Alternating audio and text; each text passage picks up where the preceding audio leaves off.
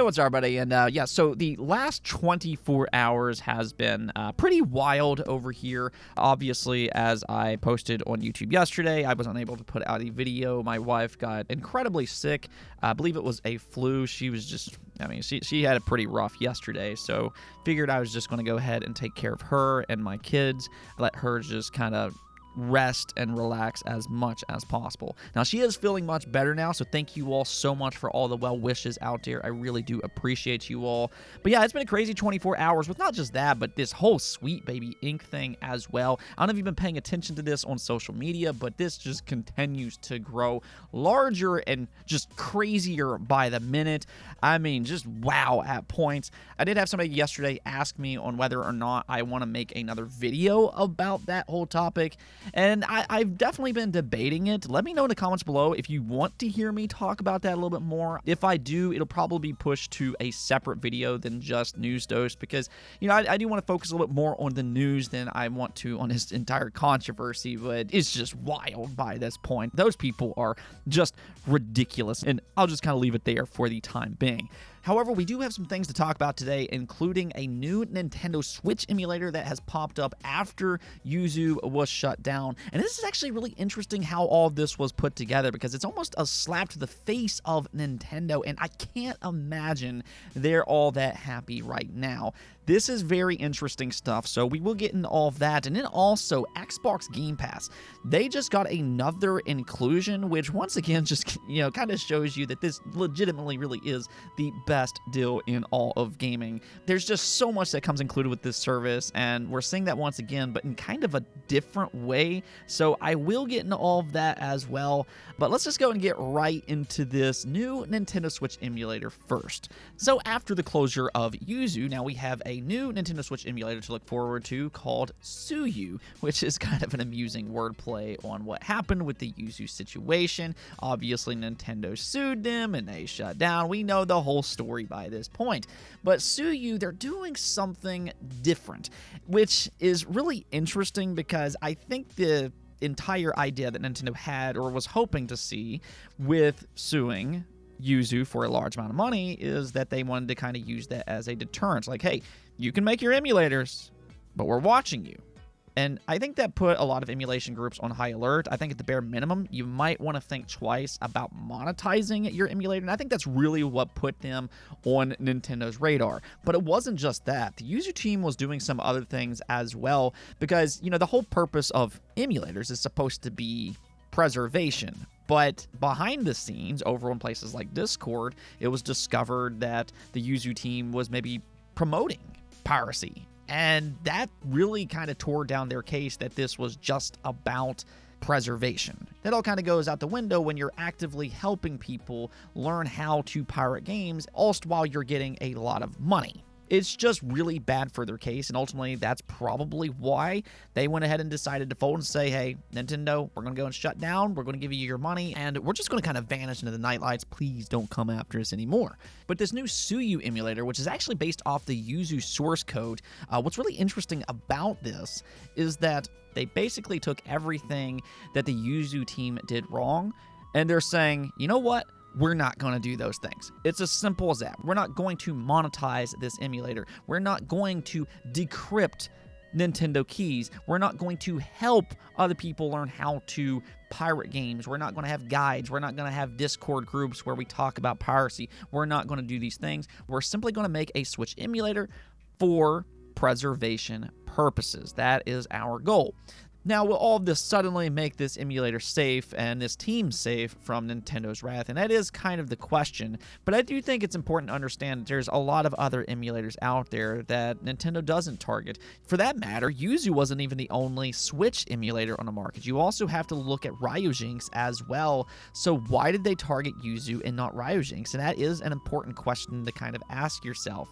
And I think a lot of that probably just comes down to Nintendo can't build a case against them quite like they could the Yuzu team, because the Yuzu team was doing some sketchy stuff and they had the evidence to show that.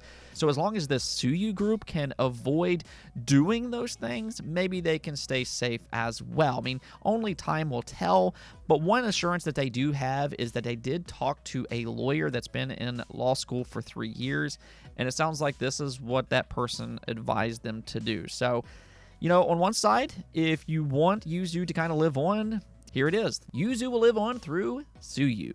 Now, I do kind of wonder how Nintendo is feeling about all of this, though, just because I do feel like a part of the reason they went after Yuzu the way they did, I think they were hoping, at least to some extent, that this would maybe deter other emulation groups from emulating their active hardware. They do have the Switch successor coming out next year, and they don't want that to be emulated. It's just a huge headache for them. So how do they stop it? Because emulators in themselves are not illegal, and that's kind of their problem. If they want to go after these emulation teams, they have to build a good, strong case to show them that it is for piracy purposes, and they could do that with Yuzu, but they're not able to do that with a lot of these other emulators, and that's where I'm sure they're probably not exactly thrilled that somebody immediately jumped in to revive Yuzu, despite Nintendo just shutting it down. Do a favor for me, though. I want to hear y'all's opinions on this in the comments, because there is a little bit of a side story to this entire situation.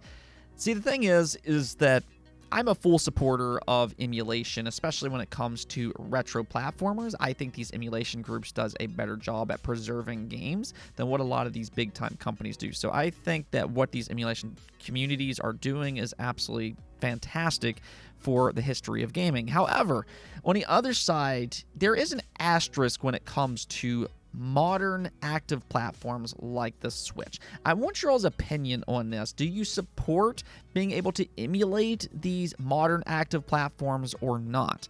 Give me your reason in the comments below, but yeah, for the time being, I can't imagine Nintendo is all that happy with this outcome. The Yuzu emulator is living on through Suyu, which again is kind of a slap to the face to Nintendo directly. All right, so let's go and talk about Xbox Game Pass, because on a monthly basis, we're used to getting great games, a lot of which are usually day one titles, and that's the thing that we love about this service so much. It quite literally saves you money if you like playing a large library of games. All of their first-party games launches directly into the service day one, but you also get a lot of these third-party titles as well. And one of the biggest titles that they've gotten this year thus far has been Persona 3 Reload. This is an absolutely amazing JRPG. If you haven't played it, definitely go do so. But this is a great game that we got into the service day one, and that automatically saves you $70 US.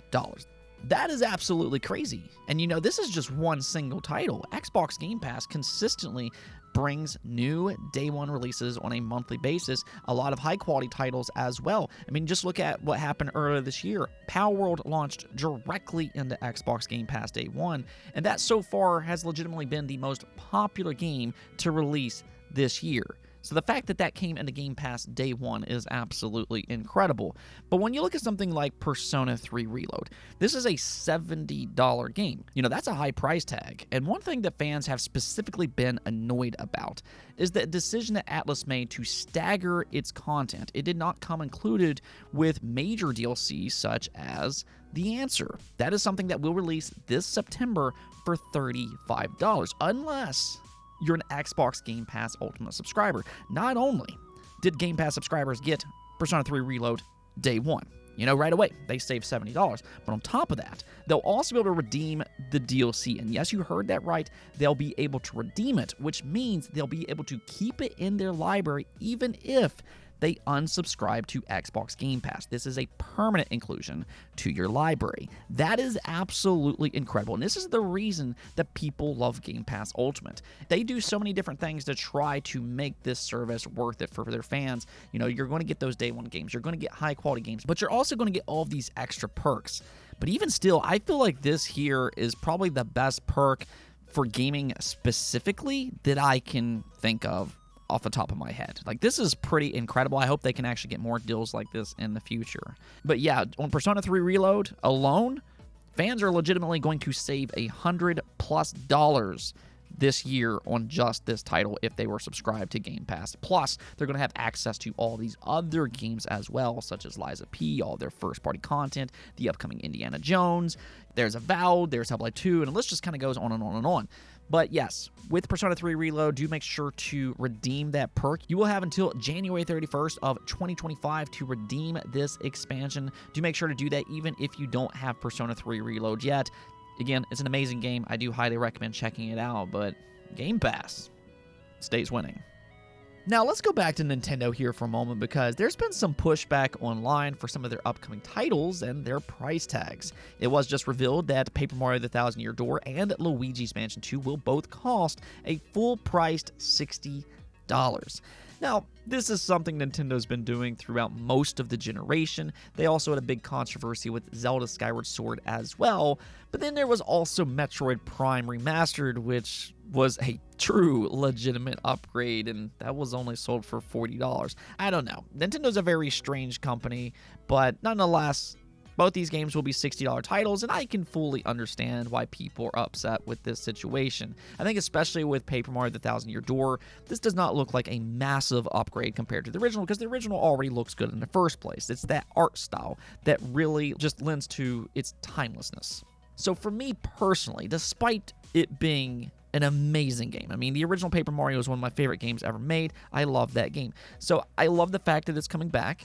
But I would like to see it be $40 because I want to see this game get exposed to as many people as possible. That way they can see how good it is, and then Nintendo will realize, hey, maybe we should make more Paper Mario games like this. That's what I'm kind of hoping for. But nonetheless, Luigi's Mansion 2, on the other hand, this is a pretty big upgrade over the original. The original was a 3DS title, and Luigi's Mansion 2 HD kind of looks more similar to Luigi's Mansion 3, which is actually one of the best-looking games on the Nintendo Switch.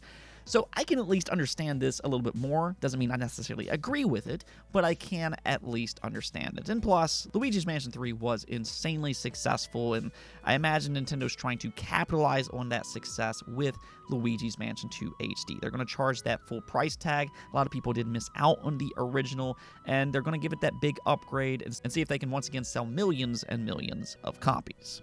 Let me hear your thoughts on the situation, though. Will you be pre-ordering either one of these games, or do you think this is just far too expensive for remasters? Now, we do have one last thing to go over here, and this is for PlayStation Plus. They did reveal their March lineup, which I actually really do like this lineup. I'll explain why here in just a moment. But if you take a look here, this list includes NBA 2K24, Marvel's Midnight Suns, Resident Evil 3, LEGO DC Supervillains, Mystic Pillars Remastered, Blood Bowl 3, Super Neptunia RPG, Dragon Ball Z Kakarot. Then you have Jak and Daxter The Lost Frontier, Cool Borders, God's Eater Burst, Phoenix Wright Ace Attorney Trilogy, and lastly, JoJo's Bizarre Adventure All-Star Battle R. So I actually think there's a few games here to really be happy about.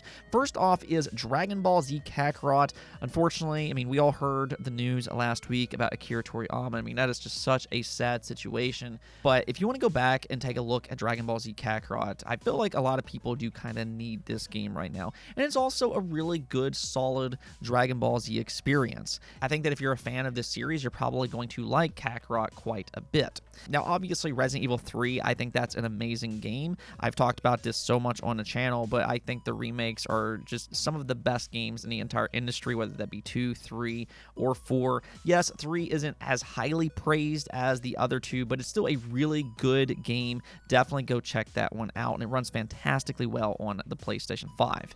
Now, also, and I think this is a great inclusion, this one really surprised me, Jak and Daxter The Lost Frontier. This is an old PSP game, and they said that this is an enhanced version of that. I mean, this is a game that a lot of people probably missed out on. Of course, the original Jak trilogy was very popular on the PlayStation 2, but this being a PSP title, a lot of people missed out on it, and yeah, I really do like this inclusion a lot. Now, the last one that I do want to kind of recommend here is Phoenix Wright Ace Attorney Trilogy.